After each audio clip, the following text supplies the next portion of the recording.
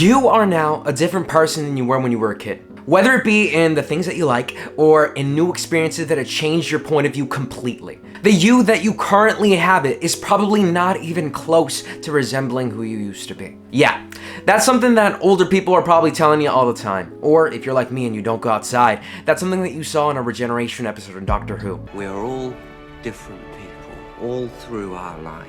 But it's true, you're gonna change regardless. And with that, hi, I'm Bayfund, and today we're gonna be talking about Blue Flag and how this manga's ending encapsulates that perfectly. So, what is Blue Flag? It's a normal shonen romance manga. To be frank, it's not actually all that different than the others. If I were to stuff the majority of this story into like a bag and just shake it around, you probably wouldn't be able to tell apart this one from another story that you've seen. Most of the story elements are beat for beat the exact same from other mangas, and all of the story elements are almost incredibly predictable. The reason that you're probably gonna stick around reading this manga is because you enjoy the characters and you enjoy the writing. If it weren't for the ending of this manga, I would have probably said that it was a good to maybe even great manga that I would have forgotten about in, who knows, maybe a few months, but it wasn't. And to talk more in depth about this, we're gonna have to get into spoilers. And if you weren't prepared for that, well shit, you should have read the title of the video. The crux of this story is in its love triangle between Futaba, Taichi, and Toma. And without going into an all in-depth summary about this, they're in love with Taichi. This guy's our MC. And I guess you could say the entirety of this story revolves around, well, Taichi getting the girl and also becoming comfortable with his best friend's feelings towards him. Learning how to handle emotions and everything that's thrown at you at such an impressionable age. I would say these are pretty common plot threads in a lot of romance mangas. But the author does a few things which makes this completely stand out. The first being the treatment of high school as not being the end-all be-all. So many romance mangas focus on just high school and they just stay there for the entirety of their run. These characters meet each other, they fall in love, and the story ends right before they leave. Graduation might be the final chapter. Yeah, for the most part, I'm looking at you, Horimiya, even though some of your chapters don't really align with that statement. Blue Flag essentially throws it in your face that, yeah, these ships and these things that you were seeing aren't gonna stick around. Because there's a life outside of just high school for these people. Life doesn't just end there, and pretty much everyone on Earth knows that. It's just, you know, mangakas that don't. And with that perspective in the manga, where we see that high school was just one segment in these characters' lives, we get this huge change that happens. At the second to last chapter, we get this wonderful reunion with our three main characters. They're talking at the beach about their feelings and about their plans for the future.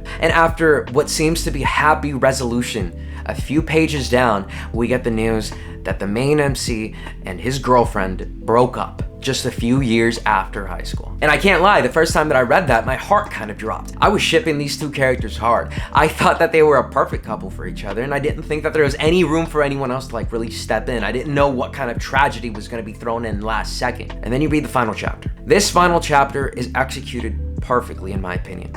It's not done from an ordinary perspective of just seeing this from an omnipotent point of view. No, this is from a first-person point of view. And you can only guess whose shoes you're in. And up until the end of the chapter, you're in the wedding of Futaba, the female MC who the MC broke up with off screen. Getting married to a character we've never met, but all of our side characters are here. Everyone that we've learned about and learned to care about are here enjoying the moment. You get the sense that everyone's pretty much found their footing, and from the last time you saw them, they've probably all changed completely. And there's no somber notes. There's nothing that goes on that makes you think that there was something bad that happened in the past. No, what happens is really the unexpected. Taichi ends up not with Futaba, but with Toma. This manga's got fucking balls. For the last two chapters, just completely changed what relationship is gonna be the main one.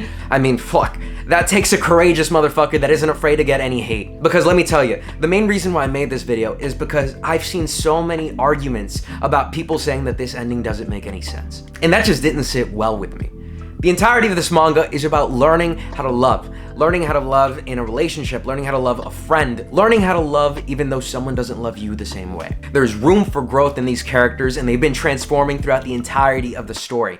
They're gonna change. And with such a big time jump that we're seeing here of about like 8 or so years, these characters aren't gonna be the same ones that we saw throughout the entire run. They're gonna be completely different. We don't know what happened, what could have happened in these 8 years that made such a big transformation. Because the last time that we saw this, Taichi was just getting comfortable with the idea of his best friend being attracted to him. But in many ways, I think this is actually the realistic option that many manga don't take. As a matter of fact, most relationships that start in high school never end up seeing the light of day outside of it. Usually a situation out of convenience, it just happens. And something I can also say is the next time that you see someone that you used to know, they can be completely different than you ever expected them to be. Life is full of so many things that you've never expect to happen. From the most minor, mundane, everyday things to just something that will completely change you and shake you to your core. We will never know what caused this change in Taiji. We just know the outcome. I think the reason why the surprise hit so hard is because of the execution of the manga, how normal, how generic it all feels. In terms of how throughout the entirety of the story, it makes it feel like this is a normal high school story where it's gonna probably end right there at the end of graduation. One of my favorite panels in almost all of romance mangas is this "What would you have done" panel on one of the last pages here. Because in my interpretation of it, it's the author going, this all seemed so important when they were younger. This was their entire lives, like everything depended on these short little moments before they realized that there was so much more left ahead. They laugh it off in the next page because they realize just kind of how insignificant that question is.